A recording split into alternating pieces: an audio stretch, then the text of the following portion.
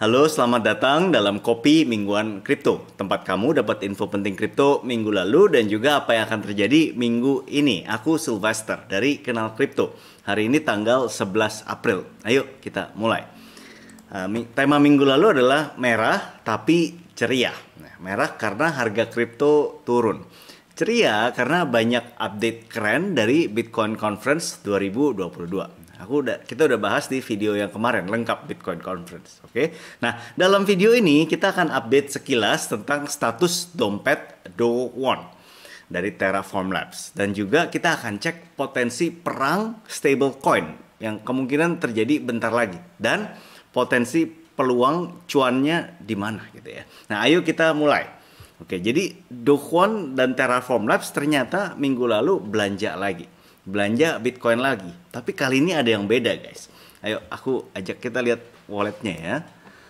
Ini wallet Do1. Kalau kita lihat rekapnya sekarang Bitcoinnya dia udah ada 39.800. Sudah hampir 40.000. Terakhir pas kita buat video kalau nggak salah di 22 ribuan. Tuh. Jumlah belanjanya juga sekarang udah 1,6 hampir 1,7 miliar US dollar. Nah, banyak belanjanya kapan? Dia belanja kemarin lumayan banyak juga, belanja sekitar 2.500. Ini anggap 1.000, 2.200, 2.500, habis itu 4.000 Bitcoin, sekitar 4.000-an Bitcoin belanja. Dan juga tanggal 6 April. Oke, tanggal 6 April belanja juga. Nah, tapi yang beda apa kali ini? Yang beda harga turun malah, merah gitu kan. Kalau kita lihat 6 April sama mana ya? 6 April sama 10 April ya. Aku ajak teman-teman lihat harga Bitcoin. Bentar ya. Bitcoin 6 April dan 4 April. Ini tanggal 6 April justru merah tebal. 10 April ini justru merah lagi. Nah, kan ada apa? Ayo kita cek exchange reserve yuk. Aku ajak teman-teman cek exchange reserve Bitcoin. Bentar ya. Aku copyin dulu, aku bukain di sini. Ini exchange reserve Bitcoin. Yang beda kali ini adalah, by the way aku jelasin dulu. Ini chartnya warna biru ini jumlah cadangan Bitcoin yang dimiliki oleh semua exchange crypto. Jadi Binance, Bybit, Maxi, semuanya gabung di sini. Artinya jumlah yang tersedia, ready, kalau kita mau beli, semuanya adanya segini, tanpa orang lain. Kalau yang merah hitam ini harga Bitcoin. Nah, kemarin pas lagi awal dari mulai akhir Januari sampai sekarang, pas ketika Do1 serok, itu harga exchange reserve Bitcoin turun, guys. Turunnya lumayan dalam. Artinya apa? Artinya ketika Do1 beli, nggak ada retail atau pihak lain yang mau jual, bisa dibilang mau jual gitu ya. Akhirnya harus pakai stoknya exchange, harus pakai barangnya exchange. Jadi barang exchange tambah dikit kan. Nah sekarang yang terjadi justru tanggal 6 ya. Aku ajak teman-teman lihat tanggal 6. Nih tanggal 6 ternyata pas Do1 serok sampai sekarang exchange justru reserve-nya justru naik. Ya, naiknya dikit sih ya. Aku bisa bilang stabil. Nah ini artinya apa? Artinya kali ini ketika Do1 serok ada pihak lain bukan exchange yang mau jualan barang. Jadi stoknya exchange aman. Bisa dibilang malah exchange ikut nambah-nambah dikit buat perbaharui stoknya. Nah ini yang penting bedanya di sini. Oke. Jadi nah pertanyaannya kenapa gitu ya? Nah dugaanku sih institusi lain ternyata nggak ikutan FOMO juga gitu ya. Kalau dugaan kemarin kan kayaknya institusi itu dipaksa ikut FOMO atau terpaksa beli karena Do1 beli kan. Tapi ternyata sekarang institusi lain nggak ikutan FOMO juga, nggak dipaksa beli gitu ya. Malah ternyata mereka melawan. Melawan tuh artinya ya Do1 beli dia jual gitu, nggak pakai reserve exchange. Nah ini sangat menarik kan. Nah gimana ke depannya? Nah kira-kira apa reaksi Terraform Labs dan Do1? Ya, aku nggak tahu guys. Tapi kalau aku jadi Do1, jadi Terraform Labs, tentunya aku senang. Kenapa? Karena aku punya kesempatan beli barang Bitcoin, berarti di harga lebih rendah. Ya. Karena ya ketika aku mau beli, ada yang mau jualan. Sama kayak analogi kita waktu itu di pasar, kalau pas kita bawa uang banyak mau belanja di pasar, barangnya dikit, otomatis jadi beli harga pasarnya jadi tinggi, beli ikan gitu ya. Ikannya jadi tinggi. Tapi kali ini begitu kita mau beli banyak uang banyak, ada satu truk datang stok ikan dari laut datang gitu ya. Jadi diimbangi gitu, supply demand-nya diimbangi. Itu malah turun lagi harganya gitu kan, lebih banyak stok ikannya yang datang gitu. Nah, itu pertama, oke. Tapi kita nanti akan lihat ke depan fenomena ini merubah outlook kita seperti apa. Oke. Nah, untuk yang kedua aku mau share, aku ada lihat mungkin ada fenomena perang antara stablecoin. Saat ini sepertinya ada project cuan baru buat para institusi stablecoin. Jadi trik di mana mereka bisa punya kuasa cetak uang tanpa modal. Yaitu lewat apa? Lewat stablecoin algoritma. Nah, dalam waktu dekat mungkin ada 2 raksasa stablecoin algoritma yang akan perang besar. Pertama UST, kedua USN. Nah, kenapa aku bilang mereka 2 raksasa? Kita lihat yuk UST didukung siapa dan USN didukung siapa. Kalau UST dulu, aku ajak teman-teman lihat di sini UST itu, bentar ya, aku ajak teman-teman lihat di sini deh, Terra. Ketika ini website ICO Drops namanya, kita bisa lihat project blockchain ketika awal launching, backingannya siapa di awal. Ini backed by nama-nama besar, Binance, Huobi, Polychain Capital kita udah pernah lihat. Habis itu yang lain Kakao Investment. Nah, nama besar, backingnya besar. Dan terakhir dia dapat funding Terra Luna dari kapan? Baru mungkin belum ada sebulan. Ajak teman-teman lihat Terra Luna dapat funding mana ya? Dapat funding dari Three Arrow Capital. Fundingnya lumayan besar, 1 miliar US dollar. Besar kan? Nah, kalau Near gimana? Nah, Near juga ada kejutan menarik. Ternyata dia baru dapat funding baru-baru ini juga. Nah, fundingnya dari siapa? Fundingnya kali ini grup besarnya beda. Dapat berapa banyak? 350 juta US dollar. Dari siapa? Yang paling besar dari Tiger Global. Nah, siapa itu Tiger Global? Sebesar apa dia gitu kan? Ayo kita lihat. Banyak teman-teman lihat Tiger Global di sini. Websitenya simple banget, cuman begini, turun ke bawah habis. Dia kelihatan banget, dia nggak mau jualan ke retail, nggak perlu presentasi capek-capek ke orang umum. Bukannya begini aja. Berarti klien dia kebanyakan klien institusi. Ya. Tapi kita lihat berarti di Wikipedia-nya. Ini aku ada buka Wikipedia, Tiger Global Management. Kita lihat ke bagian aset AUM-nya, aset under management-nya. Dia pegang kelola aset berapa duit? 95 miliar US dollar. 95 miliar US dollar ini berarti kalau 100 miliar US dollar tuh sekitar 1.450 triliun rupiah. Kira-kira segitu berarti ini pemain besar, guys.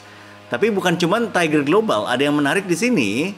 Near itu ternyata di belakangnya ada siapa? Republic Capital kita kurang tahu, Hashad kita kurang tahu. Ada FTX Ventures. Nah, FTX Ventures ini kenapa menarik, guys? Karena FTX Ventures ini punyanya Sam Bankman-Fried. Nah, siapa dia? Dia juga tokoh utama di balik Alameda Research. Nah, kenapa menarik tokoh utama di balik Alameda Research? Kalau teman-teman ingat minggu lalu ada kejadian perang antara Alameda Research dan Waves. Waves blockchain. Alameda dituduh bikin kacau, bikin hancur Waves, harga token Waves, dan juga peg stablecoin-nya USDN, stablecoin-nya Waves. Nah, waktu itu pikiran kita kan semua ya ini karena Alameda mau dapat cuan aja. Tapi lihat berita sekarang, mereka ternyata FTX masuk ke Near Protocol dan Near mau buat ada bocoran Near mau buat stablecoin sendiri launching 20 April. Apakah ini ada agenda lain pas minggu lalu permainan Alameda di USDN mau ya pikiran jeleknya mau hancurkan kompetitor gitu? Ya itu kita nggak tahu ya. Tapi udah dugaannya ya orang bisa duga ke arah sana juga. Oke. Nah, habis itu ada yang menarik lagi di sini, siapa aja investor near? Nih guys, ada Three Arrows Capital juga. Jadi sebelum 350 itu 100 Three Arrows Capital yang invest di Luna juga invest di near 150 juta. Jadi Three Arrows Capital di sini main dua kaki. Ya ini wajar nggak gitu ya, wajar aja. Biasanya kalau perusahaan besar, investment besar, mereka dengan invest di banyak perusahaan sejenis, mereka mengamankan posisinya. Jadi mau siapapun yang menang, mereka cuan, mereka untung. Gitu. Oke. Nah, ini kalau kita lihat, jadi dua pemain besar guys. Nah, mungkin ada peluang cuan bagi kita, para semut di sini nih. Nah sebelumnya sedikit latar belakang. Stable coin itu bukan hal baru di crypto guys. Jadi udah banyak project yang coba buat stable coin. Kalau aku ajak teman-teman lihat coin market cap, ini top stable coin, bagian stable coin ini ada total ada berapa? Ada listingnya, ada 75 stable coin yang ada sekarang. Kita bisa pilih sebenarnya. Tapi kalau kita perhatiin, hampir kebanyakan projectnya gagal. Aku bilang gagal dari mana? Pertama market cap-nya rendah, kedua volumenya rendah. Volumenya rendah, market cap-nya rendah, dan juga price-nya, harganya itu udah hilang peg-nya, kunciannya dengan US dollar. Yang atas masih sama, tapi kalau teman-teman perhatiin, nih kayak Tribe udah jadi 0,5. Udah hilang setengah, harusnya 0,1. V enggak, PEX juga sama. Neutrino, USDN yang kemarin dikerjain sama Alameda akhirnya bisa balik lagi. Ya 0,98 ya, belum sama tapi udah hampir mirip. Selamat ya USDN. Habis itu yang lain kalau ke bawah banyak yang gagal. X mana ya? Teman-teman lihat, banyak tuh. Udah nggak bisa pertahanin peg-nya. Kalau nggak volumenya juga kecil. Volumenya cuma 584 ribu doang. Sperax USD 0,092 turun. Oke, nah sejauh ini ada dua cara buat stable coin guys. Pertama cara tradisional, dua cara algoritma. Nah kalau cara tradisional itu pakai jaminan. Jadi developer itu kayak contoh USDT, USDC itu setiap kali mereka cetak stable coin, mereka akan simpan jaminan untuk stable coin yang mereka simpan.